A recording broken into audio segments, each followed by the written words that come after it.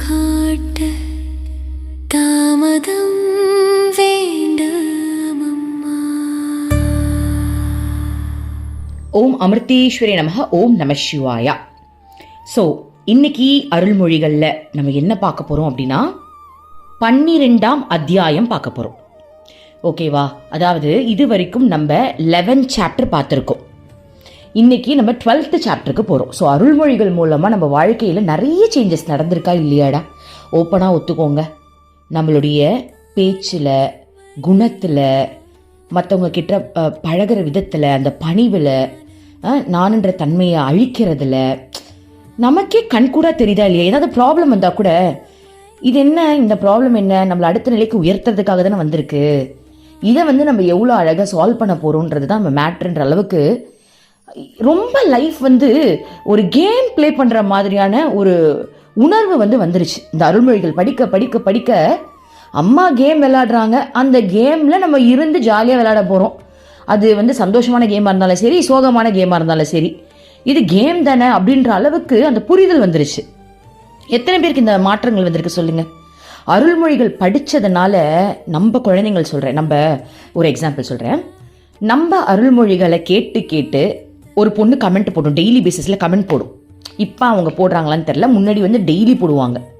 Okay, அந்த பொண்ணுக்கு அருள்மொழிகள் கேட்டு கேட்டு பக்குவம் இன்னைக்கு அம்மாவுடைய அருளால் அந்த பொண்ணுக்கு ஒரு சூப்பரான இடத்துல நல்ல வேலை கிடைச்சி தன்னுடைய குழந்தைங்களை அங்கேயே வச்சு பார்த்துக்கக்கூடிய அளவுக்கு அம்மா அந்த பொண்ணுக்கு உதவி செஞ்சு, அதாவது இறைவனாக இருந்து ஒரு மிகப்பெரிய உதவி அந்த பொண்ணுக்கு கிடைச்சிருக்கு. அந்த பொண்ணை நான் ஆக்சுவலி மீட் பண்ணேன். அப்போ தான் தெரிஞ்சது அந்த இடத்துல எத்தனையோ பேர் பேசினாங்க அந்த வேலைக்கு. பட் இவ பேசும்போது அவங்க எல்லாருக்குமே ரொம்ப பிடிச்சது. ஏன்னா நானே கவனித்தேன். ஏன் அப்படின்னா அவள் அருள்மொழிகள் கேட்டு கேட்டு அப்படி ஒரு பக்குவம் அடைஞ்சிருக்கா. ஸோ அவளுடைய பேச்சில் உண்மைத்துவம் இருந்தது. ஏன்னா நம்ம அப்படிலாம் பேச ஆரம்பிச்சிடல, உண்மையாக தானே இதான் எதுவுமே மறைக்கிறதுக்கு நம்மளுக்கு ஒன்றுமே இல்லையே. உண்மையே பேசினா தானே கடவுளுக்கு நம்மளை ரொம்ப பிடிக்குது. ஸோ வாழ்க்கையில் இருக்கிற சூழ்நிலைகளை ஓப்பனாக சொன்னால் என்னால் என்ன பண்ண முடியும், நான் என்ன மாதிரி மைண்ட் செட்டில் இருக்கேன் அப்படின்ற ஒரு விஷயத்த அவள் முன் வச்சு அங்கே பேசும்போது அத்தனை பேரில் அவளுக்கு தான் அந்த வேலை கிடைச்சிது தெரியுமா? அதுவும் ஸ்பிரிச்சுவல் ரிலேட்டடான ஒரு ஒர்க் தான் வச்சுக்கோங்களேன், ஒரு கருணை நிறைஞ்ச ஒரு ஒர்க்குன்னு வச்சுக்கோங்களேன். ஓகே, ஒரு சேவை மனப்பான்மையான ஒரு ஒர்க்கு.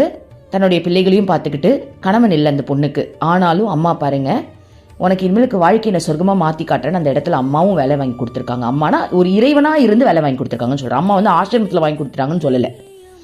அம்மா இறைத்தன்மையிலே இறைவனாக இருந்து அவளுக்கு எந்த இடத்துல கிடைச்சா கரெக்டாக இருக்குமோ அந்த இடத்துல வாங்கி கொடுத்துருக்காங்க. அப்போது நான் நினச்சேன், இந்த குழந்தை அருள்மொழிகள் கேட்டு பக்குவம் அடைஞ்சு எவ்வளோ இத்தனை பேரில் அவளுக்கு அந்த வேலை கிடச்சிருக்குன்னா அந்த தன்மை அவளுக்கு வந்திருக்குன்னு தானே அர்த்தம். அந்த சேவை அது சூப்பரான ஒரு ஒர்க், ஒரு சேவை மனப்பான்மை கொண்ட ஒரு ஒர்க் தான் வச்சுக்கோங்களேன்.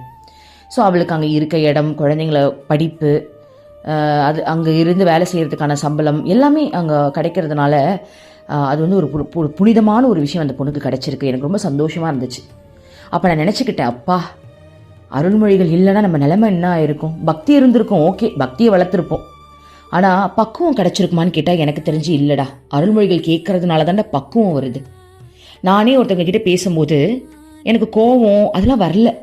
யாராவது நம்மளை திட்டினாலும் சரி, யாராவது நம்மளை ஹர்ட் பண்ணுற மாதிரி பேசினாலும் சரி, எனக்கு அவங்க எதுவுமே அவங்க மேலே எனக்கு கோவமோ எதுவுமே வரல. ஆனால் அழுக வருது அழுக வருது. அவங்களுக்கு நேரம் அழமாட்டேன், அவங்களுக்கு நேரம் சிரிச்சுட்டு அமைதியாக பேசிட்டு பின்னாடி ஒரே அழுவ. அவங்கள நினச்சி அழுவலை, அம்மாவை நினச்சி தான் அழுதேன். எப்படி அழுத அப்படின்னா, இப்போ ரீசெண்டாக ஒரு விஷயம் நடந்துச்சு. ஆசிரமத்தில் ஒருத்தவங்க கத்தி பேசிட்டாங்க, என்னை கத்தி பேசிட்டாங்க. நான் உடனே என்ன பண்ணேன்னா சிரிச்சுக்கிட்டே அவங்க கிட்ட இங்கே பாருங்க, எந்த சேட்டையும் நான் பண்ணலை, என் பண்ண சேட்டெல்லாம் என் கிருஷ்ணா தான் சொல்லிட்டு என் கிருஷ்ணாவோட ஃபோட்டோ காமிச்சு இவன் தான் பண்ணான் அப்படின்னு. உடனே அதை நான் ஒரு சாதாரணமாக எடுத்துக்கிட்டுன்னு வச்சுக்கோங்களேன். எல்லாமே ஓகே, எடுத்து முடிச்சுட்டு திரும்பி நடந்து வரும்போது அம்மாவுடைய முகத்தை பார்த்தேன். அம்மா ஸ்டேஜில் உட்காந்துருந்தாங்க. அவங்க கிட்ட பேசிட்டு அப்படி ஓரமாக நேராக ஸ்டேஜுக்கு நேரம் அம்மாவை பார்த்தது தான் ஒரே அழுக. அம்மா கிட்ட ஒரு கேள்வி கேட்டேன், என் அகங்காரத்தை அடக்கணுன்ற விஷயத்துல மட்டும் இவ்வளோ குறியா இருக்கியே, அன்பு காட்டுறதுல நீ குறியா இருக்கியான்னு கேட்டேன். அம்மா சொல்வாள், அம்மா பரபிரம்மம், இந்த மாதிரி நறுக்குன்னு கேள்வி கேட்கும் போது அம்மாவுக்கு விழிப்பு வந்துரும்ன்ட்டு அந்த மாதிரி நான் கேட்ட கேள்வியில் அம்மாவுக்கு அப்படியே அந்த உணர்வு வந்துருச்சு போல் இருக்கு. நான் அன்பு காட்ட மாட்டேனா, நான் அன்பு காட்டுறேன் பாருன்ற மாதிரி ஒரு மிகப்பெரிய சம்பவத்தை அம்மா வந்து உருவாக்கி எனக்கு அவ்வளோ பெரிய அன்பு காட்டினாங்க. அது வந்து மற்றவங்களுக்குலாம் நடக்க வாய்ப்பே கிடையாது, எனக்கு தான் நடந்துச்சு. அது பெருமையாக சொல்லலை, ஆனால் நடந்துச்சு. ஸோ அந்த கேட்ட கேள்விக்கு அப்படி ஒரு சூப்பரான ஒரு சம்பவத்தை வந்து அம்மா நடத்தி காட்டினாங்க. எங்கே வந்து நான் ஹர்ட் ஆனனோ அதுக்கு ஆப்போசிட்டாக அடுத்த நாளே எனக்கு மிகப்பெரிய சந்தோஷம் கிடைச்சிது. ஓகே, ஸோ ரொம்ப சந்தோஷமாக இருந்தேன். அப்போது என்ன அப்படின்னா, நம்ம அம்மா கிட்ட நல்லா அந்த உணர்வு பூர்வமாக அவங்கள நெருங்கும் போது, அவங்க கேட்கும் போது, அம்மாவோட அருள்மொழிகள் உபதேசமிருதம்லாம் நம்ம புரிஞ்சிக்கும் போது எந்த இடத்துலையுமே நம்மளுக்கு கவலையோ கோவமோ அவங்க மேலே எந்த வருத்தமும் வரல. அப்படி வந்தாலும் அது அம்மா மேலே தான், அது கடவுள் மேலே தானே வருது. ஸோ நான் என்ன கேட்டேன் அம்மாட்ட, என் அகங்காரத்தை அடக்கிறதுக்கு நீ இவங்க மூலமாக பேசினியே, என் அன்பு காட்டுறதுக்கு யார் மூலமாக நீ பேசுனன்னு கேட்டதுக்கு அம்மா எனக்கு அன்பு காட்டினா பாருங்க. என்ன சொல்ல வரேன் அப்படின்னா, இவங்க என்னை திட்டாங்கன்னு எனக்கு இவங்க மேலே கோவம் வரல, அதுக்கு பதில் அம்மாவை நான் கேள்வி கேட்டேன். என் அகங்காரத்தை அடக்கிறதுக்காக ஒருத்தவங்க மூலமாக என்னை திட்டேன். சரி ஓகே ரைட்டு விடு, நான் ஒத்துக்கிறேன், எவ்வளோ வேணாலும் திட்டு, என்ன வேணாலும் அடி கூட ஒரு அடி அடிச்சுக்கோ, ஆனால் அன்பையும் சேர்த்து காட்டுமா. ஒரே விஷயத்தை தான் நான் காட்டுவேன்னா என் எப்படிமா என் பாடி தாங்கும்னு கேட்டேன்டா. அதுக்கு அப்படியே அம்மா வந்து அன்பையும் காட்டினாங்க. என்ன சொல்ல வரேன் அப்படின்னா, அருள்மொழிகள் மூலமாக நம்ம வாழ்க்கையில் நம்ம ஆக்சுவலி நிறைய மாறிக்கிட்டு இருக்கோம். அந்த வகையில் இது வரைக்கும் நம்ம வந்து செகண்ட் வந்துட்டோம் இல்லையா. இப்போ இது எத்தனாவது புக் இது? இந்த அருள்மொழிகள் பார்த்தீங்கன்னா 4வது பாகம். ஏன்னா வந்து உபதேசமிருதம் 1, 2, 3 1, 2 தான் உபதேசமிருதம். அருள்மொழிகள் 3வது பாட்டு தான் ஸ்டார்டிங்கேமா. ஸோ அப்போ 3, இது 4. அப்போது இவ்வளோ நாள் நம்ம கற்றுக்கிட்டு இந்த அளவுக்கு நம்ம மாறி இருக்கோம் அப்படின்னா அம்மாவுடைய சங்கல்பம் தான். இன்னும் இருக்கு, 9 பாகங்கள் இருக்குல்ல, அதெல்லாம் படித்து முடிக்கிறதுக்குள்ள நம்ம கடவுளாகவே மாறிடணும். அந்த அளவுக்கு அம்மா அருள் புரியணும். சரி, இப்போ இந்த சாப்டர்ல என்ன இருக்குன்னு பார்க்கலாம். 12ஆம் அத்தியாயம், ஒரு பக்தரின் காளி அனுபவம். ஓகேவா, ரொம்ப சுவாரஸ்யமாக இருந்தது இதை நான் படிக்கும்போது. கவனிங்க. 1984 மே 11 வெள்ளிக்கிழமை அம்மாவின் தேவி பாவ தரிசனத்திற்கு முதல் நாள் இரவு ஒரு பக்தர் ஆச்சரியகரமான காட்சி ஒன்றை கண்டார். அதாவது தேவி பாவ தரிசனம் அம்மா கொடுப்பாங்களே அந்த காலத்தில், அதுக்கு முன்னாடி நாள் நடந்த சம்பவமா. ஓகே, அதாவது ஒரு பக்தர் வந்து அம்மா கிட்ட வந்திருக்காங்க. நான் சிம்பிளாக சொல்லிடுறேன், படிச்சுட்டேன், சிம்பிளாக சொல்லிடுறேன், அதுக்கப்புறம் நான் படிச்சு காட்டுறேன். அப்போது தேவி பாவ தரிசனம் அடுத்த நாள். ஸோ இவர் முன்னாடி நாளே வந்துட்டாரு அம்மாவை பார்க்கறதுக்கு. பிரம்மச்சாரிகள் எல்லாருமே வந்துட்டு பஜனை நேரத்தில் அம்மாவை பார்த்து நல்லா பஜனை பாடிட்டு பஜனையில் முழுகிட்டாங்களாம். நல்லா அந்த தெரியும் இல்லையா, பஜனை முழுகிறாங்கன்னு அந்த மியூசிக் இன்ஸ்ட்ருமெண்ட் வாசிக்கிட்டு கண்ணை மூடி பாட்டு பாடிக்கிட்டு அந்த மாதிரி ஒரு தெய்வீக நிலையில் அவங்க முழுகி இருக்காங்க. அப்போ இந்த பக்தருக்கு அம்மா மேலே மிகப்பெரிய ஒரு தீவிரமான பக்தி வந்திருக்கு. இந்த பாடல் கேட்க கேட்க அம்மா மேலே உணர்ச்சிகரமான ஒரு பக்தி நிலையில அந்த பக்தர் தன்னை அறியாமலே போயிருக்காராம். அப்ப என்ன ஆச்சு அப்படின்னா, ஒரு ஸ்டேஜில் அம்மா எதிர்க்க தான் இருக்காங்க, இவர் எதிர்க்க உட்காந்து அந்த பஜனை பாடுறதை கேட்டுக்கிட்டே அம்மாவை பார்த்துக்கிட்டு இருக்காரு. திடீர்னு அவரை சுத்தி இருக்கிற இடம் அப்படியே மறைஞ்சு போச்சான். கூட இருக்கிற நபர்கள் யாருமே அவர் கண்ணுக்கு தெரியலையே, எல்லாமே மறைஞ்சு மாயமா போச்சான். அம்மா இருந்த இடம் அப்படியே மாயமா மறைஞ்சிருச்சான்டா. காதுல பஜனை பாட்டு கேட்கலையாம். ஸோ அப்படியே பிளாங்கா இருக்கு. அதாவது ஒரு எப்படி சொல்றது, ஒரு எல்லாருமே மறைஞ்சு போய் இவர் மட்டும் தனிமையில ஏதோ ஒரு இடத்துல நிக்கிற மாதிரி ஆயிடுச்சான். இவருக்கு ஒண்ணுமே புரியலையா. அப்ப திடீர்னு ஒரு ஒளி வந்துதான். அந்த ஒளி பிரகாசம் ஒரு உருவமா மாறிச்சான். அந்த உருவத்தை பார்க்கறதுக்கு இவர் ரொம்ப ட்ரை பண்ணாரா, என்ன உருவம் என்ன உருவம் என்ன உருவம்னு பார்த்தாராம். அப்படி பார்க்கும்போது சிவனுடைய உருவம் தெரியுதான். அந்த சிவனுடைய மார்புல காளி தேவி நடனம் ஆடுறாங்களாம். அப்படிப்பட்ட பயங்கரமான ஒரு உருவமா. காளி தேவியோட கூந்தல் அவ்வளோ நீட்டா இருக்கான். காளி தேவியோட நாக்கு தொங்கிக்கிட்டு இருக்கான். காளி தேவியுடைய கண்கள் வந்துட்டு வெளியவே விழுந்துருன்ற அளவுக்கு அப்படி இருக்கான் அந்த கண்ணு. ஆனா அந்த இடத்துல அவருக்கு பயம் வரலையா, பேருணர்வு அந்த நிலை வந்துச்சா அவருக்கு. அதை பார்க்கும்போது அவருக்கு அப்படி ஒரு சந்தோஷமா, அப்படி ஒரு பூரிப்பான். அது மட்டும் அவர் கண்ணில் காட்சியா தெரிஞ்சுதான். தெரிஞ்சதுக்கு அப்புறம் கொஞ்சம் கொஞ்சமா அந்த பக்தியில தான் அவர் இருந்திருக்காரு, அதை பார்த்துட்டு இருந்திருக்காரு. அப்புறம் கொஞ்சம் கொஞ்சமா அது மறைஞ்சுதான். கொஞ்சம் கொஞ்சமா மறைஞ்சி எல்லாமே மறையும் போது அவர் மயக்கடிச்சு கீழே விழுந்திருக்காரு போல. அவருடைய உடல் முழுக்க வேர்த்து போயிருந்திருக்கு. அப்பதான் கூட இருக்கிறவங்களாம் அவரை பிடிச்சி எழுப்பி உட்கார வச்சு என்ன நடந்ததுன்னு கதையை கேட்குறாங்க. அப்போ உட்கார்ந்து இதெல்லாம் எனக்கு வந்ததுன்னு அவர் சொல்றார். அதுதான் இதுல கொடுத்திருக்காங்க. அந்த தெய்வீக அனுபவம் என்ன அப்படின்றது இதுல விலாவரியா கொடுத்திருக்காங்க. நான் படிக்கிறேன், கவனிங்க. அம்மாவின் தேவி பாவ தரிசனத்திற்கு முதல் நாள் இரவு ஒரு பக்தர் ஆச்சரியகரமான காட்சி ஒன்றை கண்டார். அதை ஒரு ஆசிரமவாசியோடு அவர் பரிமாறிக்கொண்டார். அவர் மிகுந்த உணர்ச்சி வசப்பட்டவராக இருந்தார். அந்த அனுபவத்தை பற்றி சில விளக்கங்களையும் பெறவும் விரும்பினார். நடந்ததை அவர் கூறினார். ஆசிரமவாசிகள் ஆழ்ந்த பஜனையில் ஈடுபட்டு இருந்த போது அவர் மனம் அம்மாவின் மீது கொண்ட அன்பாலும் பக்தியாலும் பொங்கி நிறைந்து வழிந்தது. அப்போது அவர் அம்மாவை பற்றி ஒரு பாட்டை பாடிக்கொண்டு இருந்தார். அவருடைய கண்கள் அம்மாவின் முகத்தில் பதிந்திருந்தது. திடீரென்று அவர் பார்வையிலிருந்து எல்லாம் மறைந்து விட்டன. அவர் கண்கள் திறந்தபடி இருந்த போதே எதிரில் இருந்த எல்லாமே ஒரு சூறாவளி காற்றில் சிக்கியது போல மறைந்து விட்டன. கோவில் அங்கு உள்ள மக்கள் எல்லாம் மறைந்து விட்டனர். பாடும் பஜனை கூட அவருடைய காதுகளில் கேட்கவில்லை. இந்த அண்ட சராசரம் முழுவதும் அதனுடைய பல வெவ்வேறு தோற்றத்தோடு இயற்கையோடு மறைந்து விட்டன. அவர்தான் என்ற தனித்தன்மையை இழந்து விட்டார்.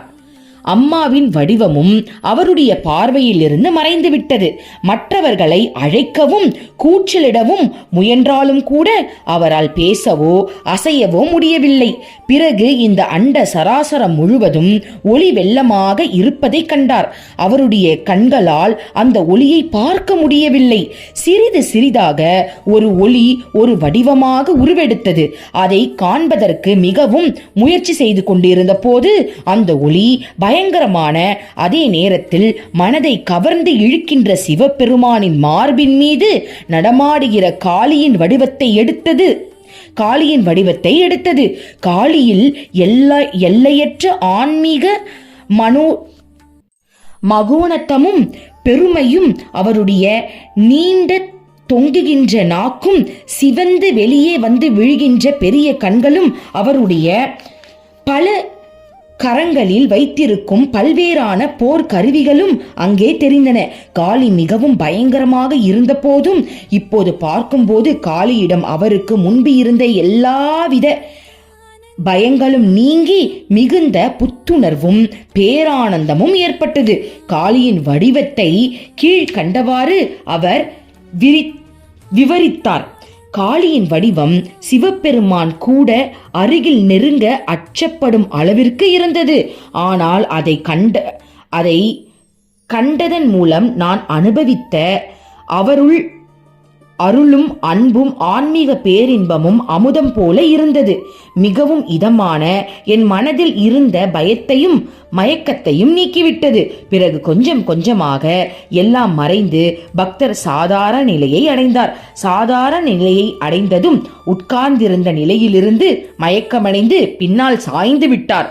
உடனே சில பக்தர் அவரை தூக்கி முதுகில் தடவி முதலுதவி அளித்தனர். அப்போது அவருடைய உடல் முழுதும் அளவுக்கு அதிகமாக வியர்த்து கொட்டுவதையும் மூச்சு சாதாரணமாக வராமல் தடுமாறி வருவதையும் கண்டனர். கொஞ்சம் நேரம் மூச்சு விட முடியாமல் அப்படியே இருந்தார். நேரம் கடந்து கொண்டே இருந்தது. சுற்றி இருந்தவர்கள் என்ன நடந்தது என்று தெரியாமல் மிகுந்த கவலை கொண்டார்கள். அம்மா இந்த காட்சியை குறும்பு புன்னகையோடு பார்த்து கொண்டே இருந்தார். அப்போதுதான் அணிந்திருந்த ரோஜா மாலையிலிருந்து ஒரு ரோஜா மலரை எடுத்து அதை அவருடைய மூக்கின் அருகே பிடிக்கும்படி கூறினார். ரோஜா அவர் முகத்தருகே வைக்கப்பட்ட உடனே அவர் வழக்கம் போல் சாதாரணமாக மூச்சுவிட ஆரம்பித்தார். பிறகு கண்களை திறந்து பார்த்து நிமிர்ந்து உட்கார்ந்தார். அவர் முகத்தில் இப்போது தோன்றிய தோற்றம் எப்போதும் இல்லாத அளவு மிகுந்த அமைதியோடும் ஆனந்தத்தோடும் இருந்தது. வேறு உலகத்திற்கு திரும்பி வந்தது போல இருந்த அவர் வேறு உலகத்திலிருந்து திரும்பி வந்தது போல் இருந்த அவர் தன்னை சரிப்படுத்தி கொள்ள சுற்றுமுற்றும் பார்த்தார். கடைசியாக அம்மாவின் ஒளிமயமான முகத்தின் மீது தன் பார்வையை பதிய வைத்தார். அப்படியே ஆழ்ந்த தியானத்தில் மூழ்கிவிட்டார். அவர் முகத்தில் ஒரு ஆழமான அழகான இனிமையான வார்த்தைகளால் வெளிப்படுத்த முடியாத மகிழ்ச்சி ஒளி வீசியது. அவருடைய இந்த தியானம் அம்மாவின் தேவி பாவ தரிசனம் முழுதும் இருந்தது. அந்த நாள் காலையிலும் அவர் முழுக்க அமைதியும் ஆனந்தமும் நிறைந்தவராக இருந்தார். எனக்குள் இருந்து மிகவும் ஆழத்திலிருந்து வந்து கொண்டிருந்த ஆன்மீக பேரானந்த அனுபவத்தை என்னால் கட்டுப்படுத்த முடியவில்லை. இது அம்மா எனக்கு அளித்த அரிய அனுபவம் என்று கூறினார். நடு வயதுள்ள இந்த பக்தரின் அனுபவத்தை கேட்டுக்கொண்டிருந்த பிரம்மச்சாரிக்கு இத்தகைய அரிய அன்னை காளியின் காட்சி அவருக்கு கிடைத்தது பற்றி சற்று பொறாமையே ஏற்பட்டது. அந்த பக்தர் மறுபடியும் அம்மாவை அவர் பக்தர்களுக்கு தரிசனம் அளித்துக் கொண்டிருந்த போது பார்த்தார். அம்மாவிடம் சென்று, நீங்கள் தான் காளி, நீங்கள் காளியை தவிர வேறு யாரும் இல்லை. என்னுடைய காட்சியில் காளியாக வந்ததும் நீங்கள்தான் என்பதில் எனக்கு சிறிதும் சந்தேகம் இல்லை. உங்களை தவிர வேறு யாராலும் காளியாக தரிசனம் தர முடியாது. இருந்தாலும் அம்மா என் அறியாமையின் காரணமாக காளியாக என் காட்சியில் வந்து தாங்கள்தான் என்பதை தங்களுடைய வாய் மூலமாகவே நான் தான் காளி, உனக்கு தரிசனம் கொடுத்தது நான் தான் என்று கேட்க விரும்புகின்றேன். என் குரு, என் இஷ்ட தெய்வமும் நீங்களே. அதனால் இதை எனக்கு சொல்லியே ஆக வேண்டும். அம்மா, தயவு செய்து சொல்லுங்கள் என்றார். அம்மா அவரை சிறிது நேரம் பார்த்தபடியே இருந்தார். அவர் முகத்தில் அளவிட முடியாத தாய்மை, அன்பு, கருணையும் தோன்றியது. மேலும் சில நிமிடங்கள் அந்த தாயன்போடு கருணையோடும் பக்தரின் முகத்தை பார்த்தபடியே இருந்தார். பக்தர் சிறிய குழந்தையைப் போல் தேம்பி அழ ஆரம்பித்து விட்டார். தன் முகத்தை 2 கைகளாலும் மூடிக்கொண்டு அம்மாவின் மடியின் மீது விழுந்தார். அளவற்ற அன்போடு அம்மா அந்த பக்தரின் முதுகில் தடவி கொடுத்து அவரை தேற்ற முயன்றார். மகனே, அழாதே என்றார். ஆனால் பக்தரால் அழுகையை அடக்க முடியவில்லை. பிறகு அம்மா அவரை அன்போடு தன் தோளில் சாய்த்து அவர் காதுகளில் ஏதோ சிலவற்றை மெதுவாக கூறினார். உடனே பக்தர் பரவச பெரும் சிரிக்க துவங்கினார். தாவி குதித்து நடமாட துவங்கினார். கண்களில் ஆனந்த கண்ணீர் வழிய ஒரே நேரத்தில் அழுது கொண்டும் சிரித்து கொண்டும் உரத்த குரலில் கத்தினார். காளி, காளி, மகா காளி, என் குரு வடிவில் இஷ்ட தெய்வத்தின் வடிவிலும் வந்தார். காளி, காளி, காளி என்று அவர் இதையே பலமுறை சொல்லிக் கொண்டு இருந்தார். அம்மா தன் வலது உள்ளங்கையை அவர் மார்பில் வைத்து சிறிது சிறிதாக அமைதி அடைந்து சாதாரண நிலைக்கு திரும்பினார். அம்மா கை வச்ச உடனே அவர் கொஞ்சம் கொஞ்சமா அந்த நிலையிலிருந்து வெளில வந்தாராம். பிறகு அவர் இந்த பேரானந்த பரவச நிலை 2 வார்த்தைகளுக்கு நீண்டதாக கூறினார். அம்மா அவருடைய காதுகளில் உண்மையாக அம்மாதான் அவருக்கு காட்சியில் வந்து தரிசனம் தந்ததாகவும் அவரேதான் காளி என்று சொன்னதாகவும் சொன்னார். அதுதான் அவருடைய பேரானந்த பரவசத்திற்கு காரணம். உங்களுக்கு புரிஞ்சுதா? மயக்க அடிச்சு கீழே விழுந்த உடனே அவரை தூக்கி உட்கார வச்சிட்டாங்க இல்லையா? அப்போ அவருக்கு மூச்சே விட முடியலையா, மூச்சு திணறிச்சா. சுத்தி இருக்கிறவங்களுக்குலாம் கண்டிப்பா அவருக்கு ஏதோ ஹார்ட் அட்டாக் வந்துருச்சு போல, ஏதோ பிரச்சனை வந்துருச்சு போல நினைச்சிருப்பாங்க. ஆனா அவர் பேரானந்தத்துல அந்த இதுல இருந்து வெளில வர முடியாம இருந்திருக்காரு போல. உடனே அம்மா என்ன பண்ணிருக்காங்க, அம்மாவுக்கு போட்டிருந்த மாலையில இருந்து ஒரு பூவை எடுத்து அவருடைய மூக்குல வைக்க சொல்லியிருக்காங்க. அந்த ரோஜாவை எடுத்து வச்ச உடனே அவருக்கு சுவாசம் வந்துருச்சு. வந்த உடனே அப்படி ஒரு பேரானந்த நிலையில அவர் இருந்தாராம். அந்த நிலையை யாரால விவரிக்கவே முடியாது. அப்படிப்பட்ட ஆனந்த நிலை, அமைதி நிலைன்னு சொல்றாங்க. அப்ப அடுத்த நாள் காலையிலையும் பார்த்தா அவரு அப்படிதான் இருக்கிறாரா ஸ்டில். அப்போ அடுத்த நாள் தேவி பாவ தரிசனத்தின் போது அவர் அம்மா பக்கத்துல உட்கார்ந்துட்டு இருக்கும் போது அம்மாவை பார்த்துக்கிட்டே இருந்தாராம். அப்போ அவருக்கு ஒரு ஆசை வந்துருச்சு. அம்மா, நீங்க தானே காளி, எனக்கு அது நல்லா தெரியும், சத்தியமா தெரியும். இருந்தாலும் உங்க வாயால எனக்கு ஒரு வாட்டி சொல்லுங்கம்மா, நான் தான் அந்த காளின்னு சொல்லுங்கம்மா, நான் தான் அந்த காளின்னு சொல்லுங்கம்மான்னு ஒரு ஆசை. அது அம்மா கிட்ட கேட்ட உடனே அம்மா பார்த்துக்கிட்டே இருந்திருக்காங்க, எதுவுமே சொல்லல. அம்மா அதை சொல்லலையேன்னு இவருக்கு ஒரே அழுக வந்து அம்மாவுடைய மடியில படுத்து தேம்பி தேம்பி அழுதுருக்காரு. அம்மா நல்லா முதுக தொடச்சி விட்டு அந்த தூய்மையான அன்புக்கு அம்மா ரிப்ளை பண்ணியிருக்காங்க பாருங்க. அவருடைய காதுல நான் தான் காளி, அந்த காளி நான் தான் உன்கிட்ட வந்து காட்சி கொடுத்தது நான் தான் சொன்ன உடனே அவர் துள்ளி குதிச்சு பேரானந்த நிலையில சுதாமணியாவே மாறிட்டார். எப்படி சுதாமணி சின்ன வயசுல வந்து அம்மாக்காக என்னென்னமோ பண்ணுவாங்க தெரியுமா, அந்த மாதிரி இவர் மாறிட்டார் போல் இருக்கு. ஸோ அந்த மாதிரியே மாறினதுனால அதுக்கப்புறம் அம்மா வந்து அவருடைய இதயத்துல அம்மாவுடைய கையை வச்சு கொஞ்சம் தடவினதுக்கு அப்புறம் அந்த ஒரு நிலையில இருந்து அவர் கொஞ்சம் அந்த பேரானதுக்கு போயிட்டார் இல்லையா. ஸோ அதுல இருந்து அம்மா கொஞ்சம் அப்படியே மாத்தி கொஞ்சம் வாப்பா பேரானந்தம் ஓகேவா, இனிமேல் இந்த மாய உலகத்துல என்ன இருந்தாலும் நம்ம வாழ்ந்துதான் ஆகணும் கொஞ்ச நாளைக்கு அப்படின்னு சொல்லி இந்த இந்த நிலையை வந்து நீ உள்ளுக்குள்ள வந்து இன்னும் நம்பலாம். இது வந்து அம்மா கொடுத்தது, நம்ம வந்து வெளியே வந்து அதை வளர்க்கணும். ஓகேவா. ஸோ அந்த மாதிரி அம்மா வந்து அவருக்கு வந்து ஒரு நார்மல் இது அதை மாறிட்டார் போல் கை வச்ச உடனே. அதுக்கப்புறம் கூட இருந்தவங்களுக்குலாம் ஆக்சுவலி இப்போ வந்து பொறாமையாவே ஆயிடுச்சான். அம்மா வந்து அவருக்கு போய் அவ்வளோ காட்சி கொடுத்துருக்காங்களே, கண்டிப்பாக தோணும் இல்லையா, ஏமா இத்தனை பேர் இருக்கோ எங்களுக்கும் சேர்த்து கொடுத்தா என்னமா அப்படின்ற தாட் வரும்ல. நானாங்களும் எனக்கு கண்டிப்பாக அப்படிதான் இப்பயும் வருதுன்னு வச்சுக்கோங்களேன். ஸோ அந்த மாதிரி எல்லாருக்கும் ஒரு தாட் வந்திருக்கான். இருந்தாலும் யாருக்கு என்ன கொடுக்கணும்னு அம்மாக்கு தான் தெரியும் இல்லையா, அவங்களுக்கு அது கொடுத்துருக்காங்க. எனக்கு கிருஷ்ணாவை கொடுத்தா நான் வேற லெவலில் இருந்திருப்பேன். ஸோ யாருக்கு என்ன கொடுக்கணும்னு அம்மாக்கு தெரியும். ஓகே, ஸோ இதுதான் இதில் சொல்லியிருக்காங்க. ஸோ ரொம்ப ஒரு சுவாரஸ்யமான சம்பவம் பார்த்தோம் இல்லையா. சரி, இதோட இன்னைக்கு போதும். நாளைக்கு வந்து பிறரை எடை போடாதே அப்படின்ற ஒரு விஷயத்துல அம்மா நம்மளுக்கு நிறைய விஷயம் சொல்லி தர போறாங்க போல் இருக்கு. அதை நம்ம நாளைக்கு பார்க்கலாம். ஓம் அமிர்தேஸ்வரி நமஹ. ஓம் நம சிவாயா. மனமே உனக்கு சொந்தம், ஒருவரும் இல்லை என்ற உண்மையை ஒரு நாளும் நீ மறந்திடாதே.